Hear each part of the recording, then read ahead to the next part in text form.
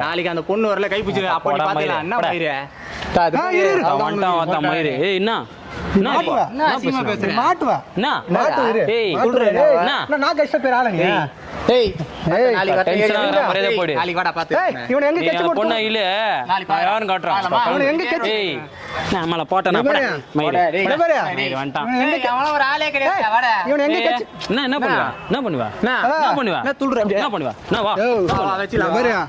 அவ்வளவுதான் உனக்கு இருப்பான். நீ சொல்ற ஆம்பளை ஏதாவது பொண்ணு கை